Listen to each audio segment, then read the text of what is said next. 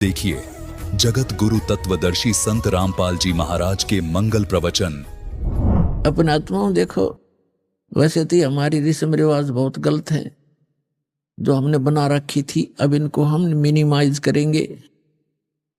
लेकिन सतयुग त्रेता द्वापर में परमात्मा ने कहा था कि बहुत ही कम हंस पार हो पाएंगे, और इस कलयुग में मैं धीरे धीरे जो समय फिक्स किया इसी के दौरान सबको पार करूंगा। और पार होने की विधि उन्होंने बताई है, वो दास आपको बताता रहेगा। लेकिन जैसे आपको दास बार बार बताता है कि ये काल भगवान जो यहाँ का प्रभु स्वामी है किस ब्रह्मांड का, ये सरपुरुष है, इसको सरब्रह्म भी कहते हैं, इसको ब्रह्म भी कहने लग गए।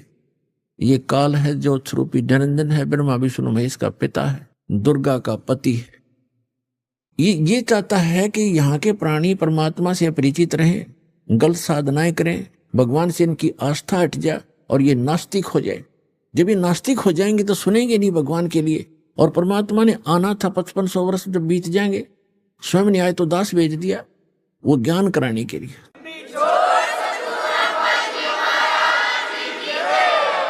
तो इससे पहले उसकी नीति ये थी कि सबको ऐसा नास्तिक बना दूं ये भगवान से दूर हट जाए। और परमात्मा ये चाहते हैं कि इनमें इस कलयुग की पिछली पीढ़ी तक परमात्मा की आस्था चाह बनी रहे। आज तक हम देखो नरसिंह जी जैसे महापुरुष के उदाहरण आज तक गुणगान करते आए, जितने भी प्रचारक थे, और जिस कारण से हमारी आस्था बनी रही कि भगवान ऐसा करता ही करता है। लेकिन ना उन प्रचारकों को कभी ऐसा हुआ, ना उनके उपासकों को कभी ऐसा हुआ, लेकिन उसके कारण हम डटे रहे कि भगवान ऐसा करता है, ऐसा हुआ है तभी तो गुणगान हो रहे हैं। अब क्या हुआ कि एक दिन उसकी लड़की ब्याह रखी थी, विवाह कर रखा था, उसका लड़की जवान होगी, उसका विवाह हुआ। उसके विवाह के लिए लड़की आ गई बात नौतन, यानी अपने पिता, ऐसे रिवाज बना रखी अपन ने। तो ये रिवाजें अच्छी नहीं है, फिर भी भगवान ने दुखी होना पड़ा, उसके लिए भी बहुत कुछ करना पड़ा। अब उसकी लड़की आई और पिता से कहा, पिताजी आपकी ज्योति का विवाह है, इस दिन बात है, आप आइएगा। तब उसने कहा कि मैं निर्धन कंगाल बेटी, ना मेरे पास दाम धन नहीं, पर आऊंगा बेटी मैं सुमरूंगा राम। जैसा भी कंगाल हूं मैं तेरे द्वार पर अवश्य आऊंगा। लड़की चली गई। लड़की जैसे वहां प्रतिफल में कुछ दिया करते हैं, बेटी जावे भात नोत कर, कुछ नहीं दिया। इसको देखकर उसकी सास, लड़की की सास ने बहुत कुछ उलाहने दिए, लड़की को बहुत बुरा भला कहा कि उसने नाश कर दिया, सारी संपत्ति लुटा दी, कंगाल होकर बैठ के हमारी बेइज्जती करवा दी, कदे कदे हमारी इज्जत शिखर में थी।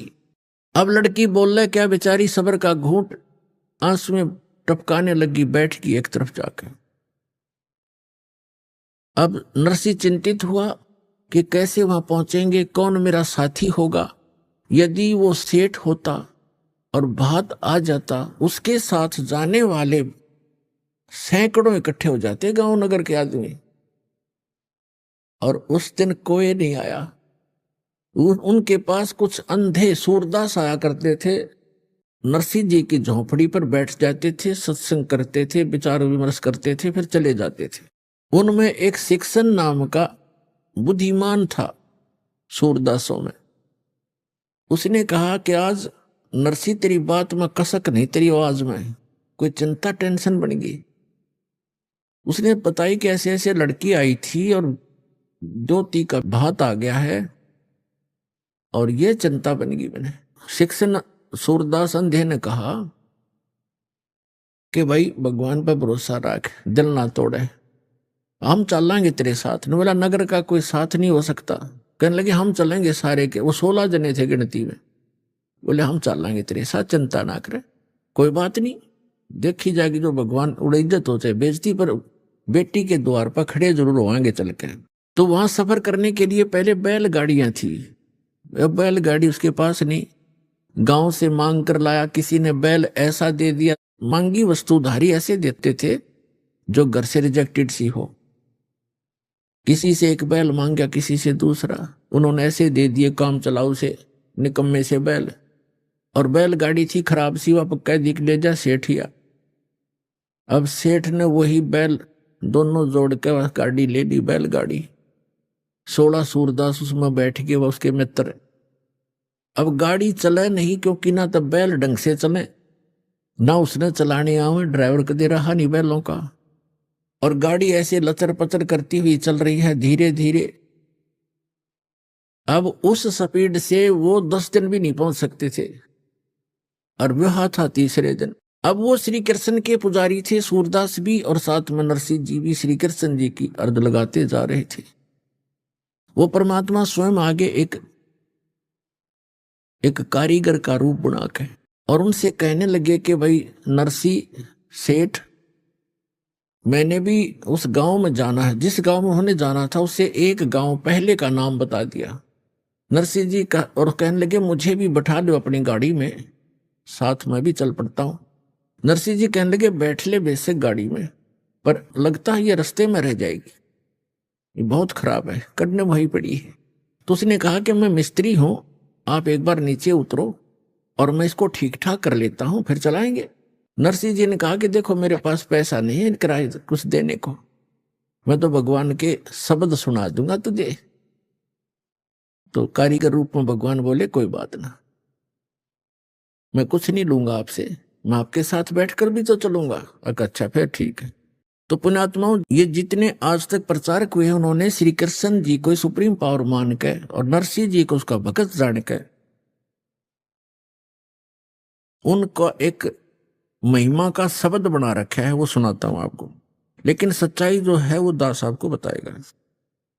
और उन्होंने कैसे बताया है, अपनी देसी लैंग्वेज में, हरियाणवी लैंग्वेज में बना रखा है। गाड़ी आले मने बैठा ले, एक बहो गाड़ी थों भाई मैं हार लिया। गाड़ी आले मने बैठा ले, एक बहो गाड़ी थों भाई मैं हार लिया। अब परमात्मा खड़े हैं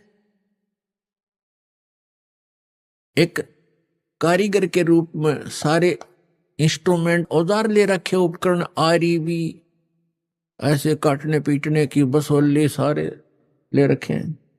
और क्या कहते हैं, गाड़ी आले मने बैठा ले, एक बहो गाड़ी थाम भाई मैं हार लिया। नरसिंह जी जब न्यों बोले, या गाड़ी मेरी पुरानी है, प्रभु जी फिर न्यों बोले, भाई के मेरे त छानी है। प्रभु जी फिर न्यों बोले, क्या मेरे त छानी है। नाम कृष्णम जात का खाती, ये जानू सारा काम भाई मैं हार लिया। गाड़ी आले मने बैठा ले, एक बहो गाड़ी थाम भाई मैं हार लिया। प्रभु जी फिर लगे समारण, ले हाथ में आरी जी। नरसिंह जी की वह टूटी गाड़ी, अरने आप समारी जी। प्रभु जी जब लगे संवारण, ले हाथ में आरी जी।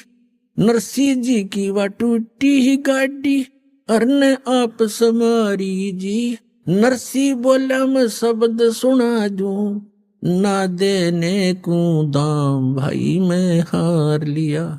गाड़ी वाले मने बैठा ले, एक बहो गाड़ी थाम भाई मैं हार लिया। 16 सूरदास बैठे गाड़ी में, रटे राम की माला जी। 16 सूरदास बैठे गाड़ी में, वो रटे राम की माला जी। पवन समान गाड़ी चाली, जब भगवान बने गढ़वाला जी। पवन समान गाड़ी चाली, जब भगवान बने गढ़वाला जी, भक्तों का रखवाला जी, वो आपे पूर्ण राम भाई में हार लिया। गड्डी आले मने बैठा ले, एक बहो गाड़ी थाम भाई में हार लिया। बैलों ऊपर हाथ फेर दिया, बल बैलों में आया जी। बैलों ऊपर हाथ फेर दिया, बल बैलों में आया जी। कई रोज का पंथ विकट था, पल माहे पहुंचाया जी।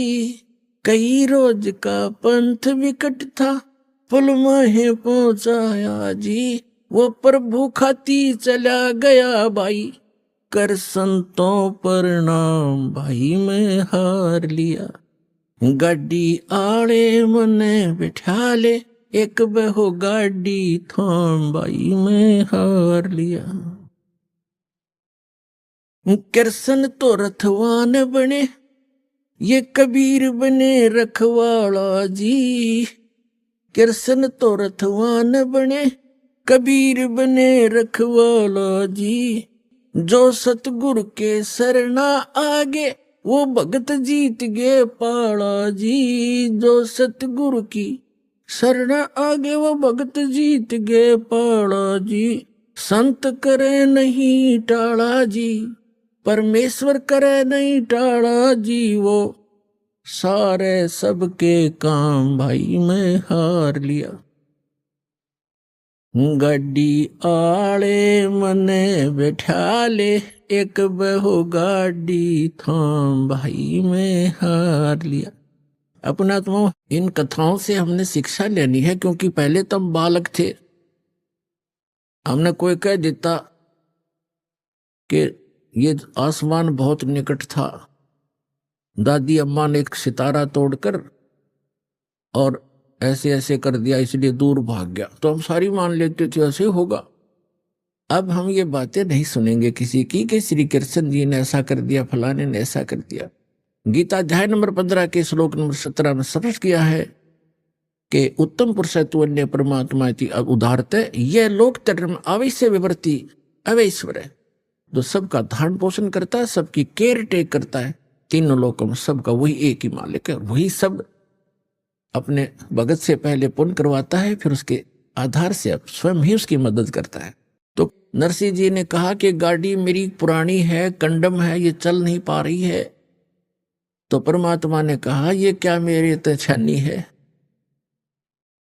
अब तेरा दुख क्या मुझसे छुपा है, मुझे क्या बताना चाह रहा भक्त मुझे पता है, इसलिए मैं आया हूं। तो पुण्यात्माओं, जब हम भगवान पर आश्रित होंगे, पर हमारा इतनी हिम्मत रही कोई ना कि हम यहां तक सैक्रिफाइस कर सके, पर परमात्मा ने दूसरा तरीका अपना दिया कि तुम अपना लगे रहो, एक दिन अवश्य होगा। अब जैसे विश्वास करने के दो तरीके होते हैं, एक तो यूं मान ले कि जो सामने वाला कह रहा है यह बात सच्ची होगी,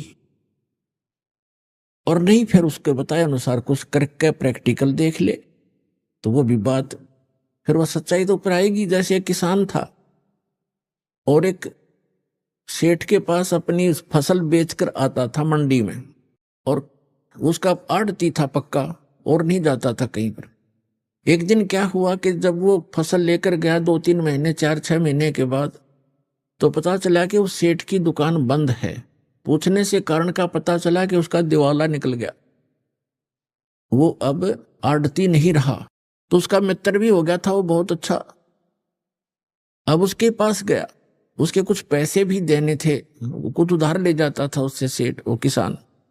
उसके घर गया सेठ के, उससे पूछा सेठ जी क्या बन गई, भाई बहुत बुरा हाल हो गया, मेरा तो घाटा लग गया बिजनेस में बहुत गना और मेरा दिवाला निकल गया, रोजी रोटी को भी दूभर हो गए, कुछ रास्ता बता मेरे को मित्र। अब किसान को तो अपने ही प्रोसेस का पता था, प्रोसीजर का। कहने लगा भाई मैं तो अपना खेती बाड़ी के बारे में बता सकता हूँ और तेरी मदद कर दूंगा जितना मेरे से हो सकेगी। आप वहाँ खेती कर लो, हमारे गांव में चलो, आपको कुछ ठेके पर, कुछ मैं अपनी जमीन बहुत है वैसे दे दूंगा और आप उसमें बोलो, बीज भी उधारा दिवा दूंगा, जमीन को बहाने वाले व्यक्तियों को भी रोक दूंगा, 2-4 महीने तेरे को पैसे नहीं लेंगे और अपना कर लो आप फसल। उसने सोचा चल भाई ठीक है, जब ये इतना साथ दे रहा वो चला गया किसान के साथ। अब किसान ने बताया कि 10 एकड़ जमीन है, इसको पहले हल से बहा दे, इसका घास खत्म हो जाएगा। घास खड़ा था उसमें, तो उसने किसी किराए के हाली को लिया, उससे बहा दिया। अब कुछ दिनों के बाद उसमें फिर घास हो गया, तो किसान ने कहा कि इसको एक बार फिर बहा दे। उसको कई बार बहाना पड़ता है, अक्सर तरह कुछ ऐसे हैं। उसके बाद समय आने पर फिर उसमें वर्षा होगी, वर्षा होने से पर कहा कि अब इसमें बीज बो दे, गेहूं बो दे। उसने गेहूं बीज दिया या बाजरा बीज दिया।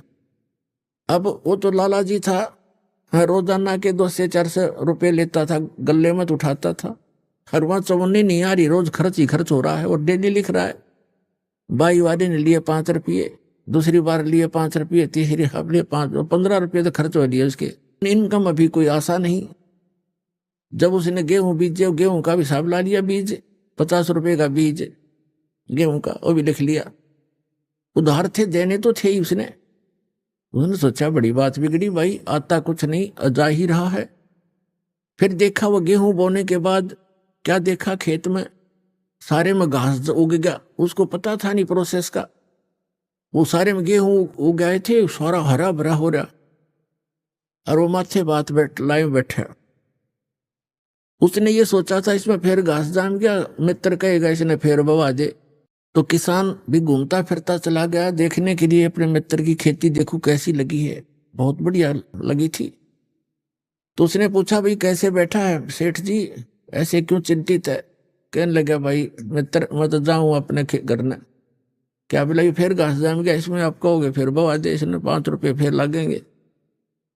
तब वो हंसा उसका मित्र के नहीं ऐसी बात नहीं है, अब नहीं कहूंगा बहाने के लिए, अब तो ये फसल उगी तेरे, ये फसल है, गेहूं होंगे। अब उसका ना जच्चे, क्योंकि उसको पता नहीं था कि गेहूं अभी बनेंगे कैसे, इसमें गेहूं तो मिट्टी में डाल दिए, सारे खराब हो गए। वो तो उनको देख रहा कि गेहूं तो खराब हो गए। अब कहने लगा तो विश्वास रख। उसको विश्वास यूं था कि उसका साथी भी ऐसा ही कर रहा था, अगियो भी ऐसे बोल रहा था। थोड़ा दिल डट रहा था, पर जचा कती नहीं थी।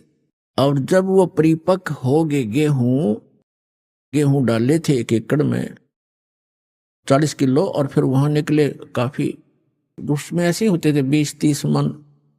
तो जब वो गेहूं पक गए, उसमें बाली आली, बाली को उसने फोड़ कर देखा, उसमें गेहूं थे। ओहो, तब उसको विश्वास हुआ कि सच में जो मित्र कह रहा था आज वो सारी सच्ची पाई। तो अपने आत्माओं, ऐसे ही ये जो ज्ञान है आप प्रथम बार सुन रहे हो, और इस भगवान के विषय में भी आप प्रथम बार सुन रहे हो बहुत से, क्योंकि प्रथम समझो, जिसने अब ज्ञान लिया, यहां से उपदेश लिया, वो प्रथम ही समझा जाता है।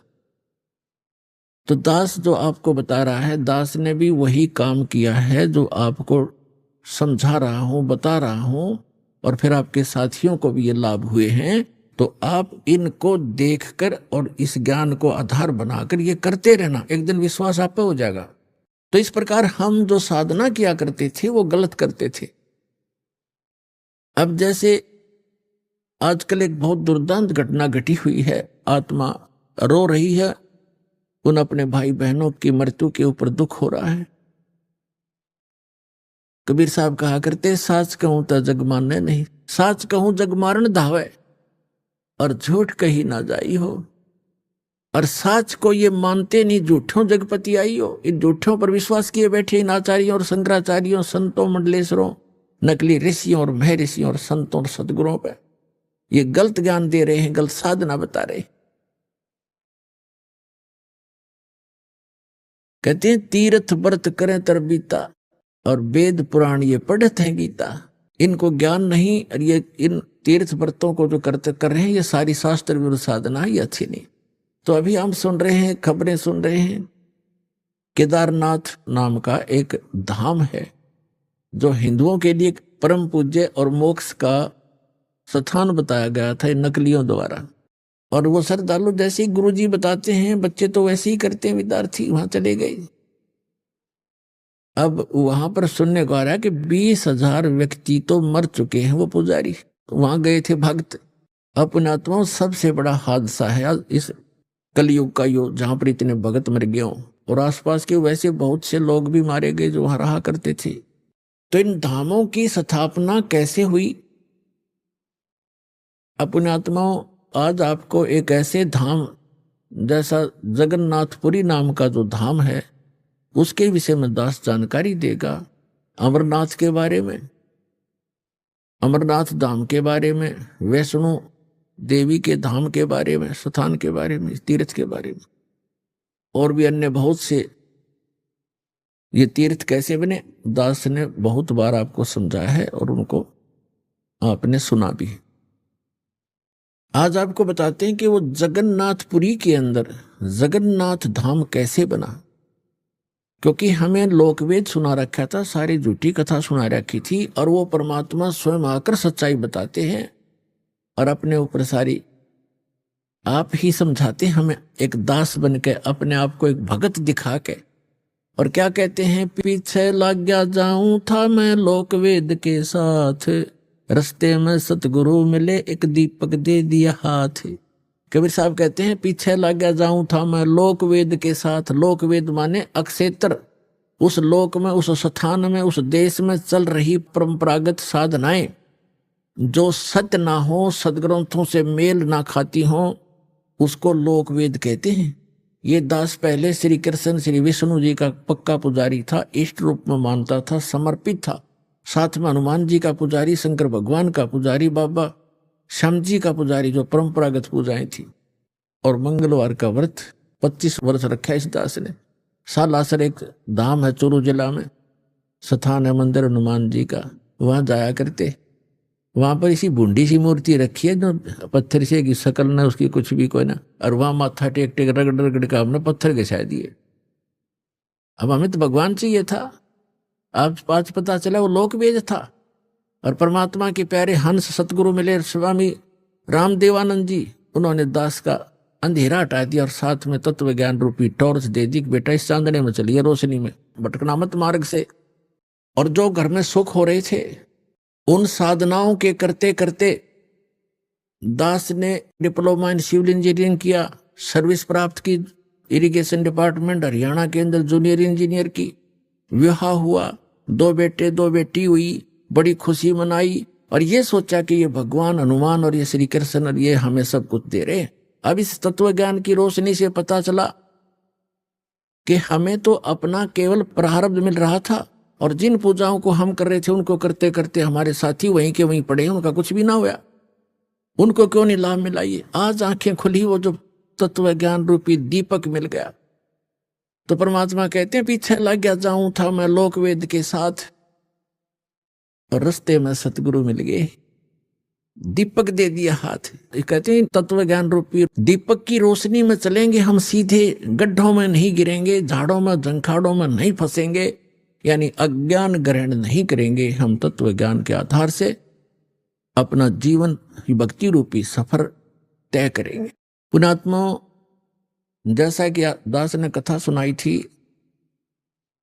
कि श्री रामचंद्र जी ने समुद्र पर पुल बनाना था और उस पुल वो बना नहीं पा रहे थे, इसलिए समुद्र में घुटनों पानी में खड़ा होकर के प्रार्थना की। 3 दिन जब नहीं माना, समुद्र टस से मस नहीं हुआ, तो उसने कहा भाई लक्ष्मण मुझे अब मेरा अग्नि बांध दे। और ये समुद्र इस अभिमानी रावण का संग पाकर ये अभिमानी हो गया, उसका पक्ष कर रहा है, ये रास्ता नहीं दे रहा मुझे। और उसने तीर दिखा के और उसको फूकना चाहा था अग्नि बाण से। उसी समय विपर रूप धारण करके आया था और प्रार्थना करी थी कि ऐसा काम करो लाठी भी ना टूटे, सांप भी मर जा। कि आपकी सेना में नल और नील नाम के 2 सैनिक हैं, उनके हाथ में ये पावर है, उनके हाथ से पत्थर तर जाएंगे, आप ऐसा ना करो, मुझे ना फूको। फिर नल नील के हाथ में शक्ति तो थी, लेकिन उस दिन उनमें भी अभिमान छा गया था। वह परमात्मा मुनिंदर जी की द्वारा दी हुई थी, कबीर साहब की दी हुई थी शक्ति, वह क्षीण होगी। फिर उनके दुख का निवारण करने के लिए स्वयं परमात्मा आए थे, मुनिंदर रूप में प्रकट थे, ऋषि मुनिंदर रूप में।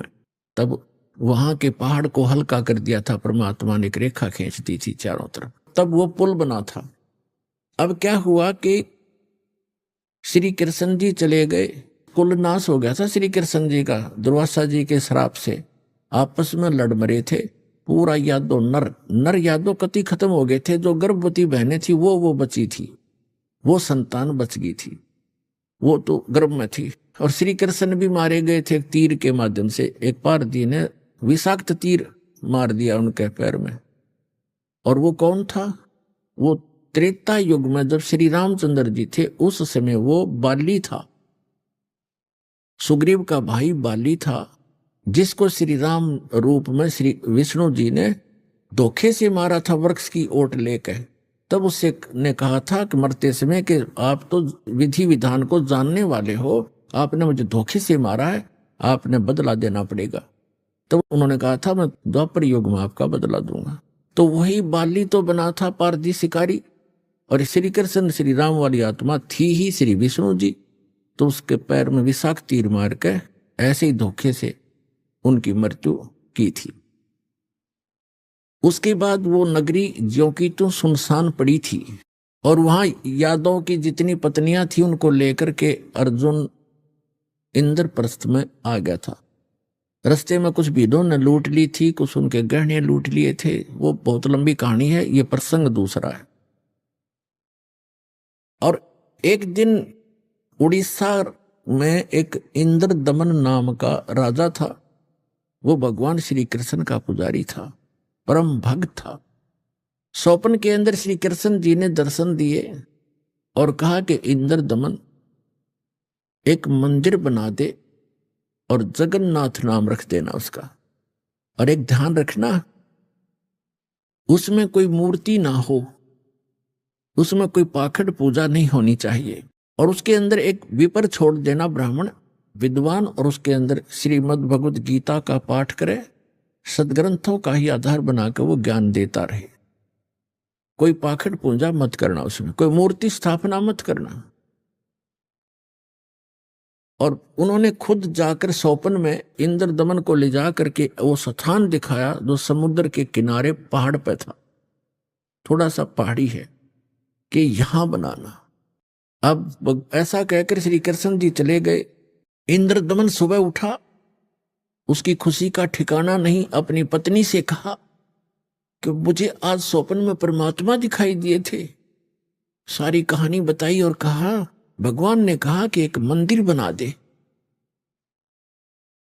और वो स्थान भी दिखाया मेरे को कि यहां बना दे, जगन्नाथ नाम रख देना, उसमें मूर्ति नहीं होनी चाहिए, पाखंड पूजा नहीं होनी चाहिए, कोई विपर छोड़ देना, वो कथा सुनाया करेगा।